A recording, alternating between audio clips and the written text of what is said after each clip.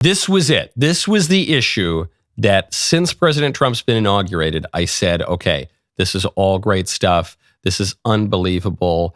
He's signing all these executive orders. He's killing DEI. He's letting the January 6thers out of prison. Okay, this is all great.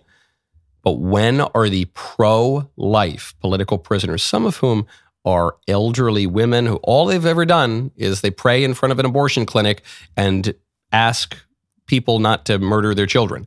And they've been rotting in prison because Joe Biden has targeted them. 76 hours. That's it. 76 hours after he was inaugurated, with everything going on in the world, with all of the inauguration festivities, with all of the pomp and circumstance, all of the important initiatives, a mere 76 hours, President Trump signs this.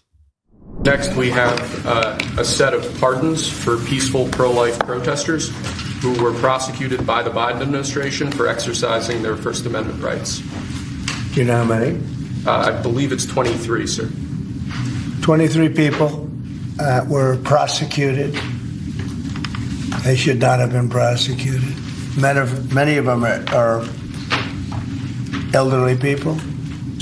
They should not have been prosecuted. This is a great honor to sign this.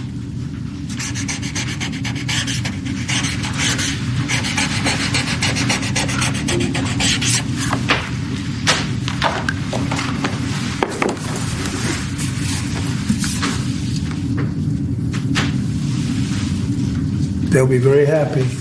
So they're all in prison now. Some are out of custody. It's ridiculous.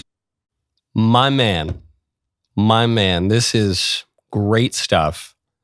Further evidence that Trump is the most pro-life president in American history, period.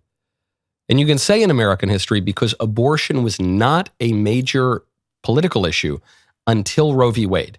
Until the Supreme Court intervened and decided to rewrite the Constitution, this was not a major issue. Abortion was not an issue in the 17th or 18th or 19th centuries in America. Where it was addressed by the law, abortion was illegal. But beginning in the early 20th century and then finally peaking in 1970s, abortion became a major political issue. Since that time, Trump is the president who has shown up to the March for Life. He's the only Republican president who's shown up to the March for Life while he was president.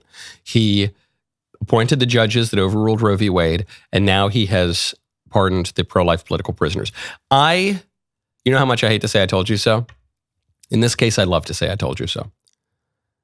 Because during the campaign, President Trump was speaking about abortion in a way that was a little mealy-mouthed and it was a little vague. And there were some people who said, we can't support him because he's not pro-life. Now, I understand some people were exerting pressure, and I'm all for exerting pressure. You know, this is politics. We got to flex the power we got. But there were some people who said, Michael, how could you? How could you sell out? You unprincipled man. How could you sell the pro-life movement down the river to support the Mango Mussolini? This man is not pro-life. And what did I say? I said, it is prudent during a political campaign to adjust your speech, not being dishonest, but to adjust your speech so that you can get elected, because the winners go to Washington and the losers go home. Don't look at just at what Trump says. Look at what he does. I am confident he will be a pro-life president. It took him 76 hours to prove me right and to prove the rest of us right. A magnificent start. And we are joined now by the woman who broke this story, Mary Margaret Olohan, Daily Wire's own, standing in front of the White House. The White House, which is, the very look of it is giving me so much more joy these days than it did a week ago. Mary Margaret, wonderful to have you with us. So great to be here, Michael. How did this all go down?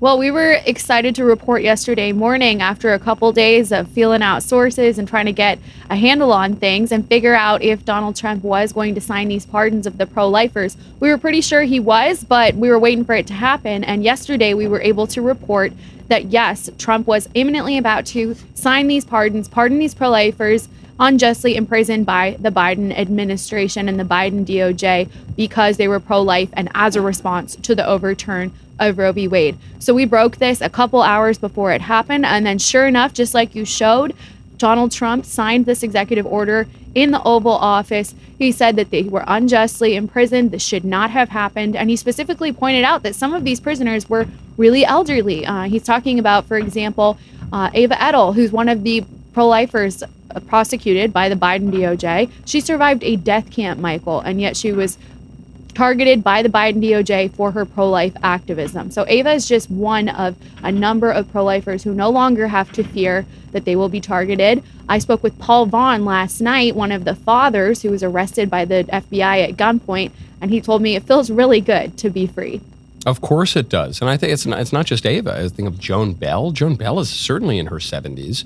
They tossed her in prison for the crime of praying at an abortion clinic. What exactly is the context here? These people were arrested and convicted for violating the FACE Act, this 1990s era Bill Clinton nonsense law that basically just criminalizes demonstrating at abortion clinics. All these very tenuous kinds of rules around how you can protest at abortion clinics. So I'm so happy to see the pardon. Will there be any legislative movement to maybe repeal the FACE Act?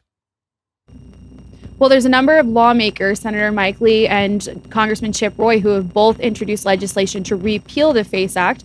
I know there's a lot of conservative groups and activists, including the Heritage Foundation, that are starting to say we should be repealing this legislation because, well, some would say it technically protects pregnancy centers and abortion clinics.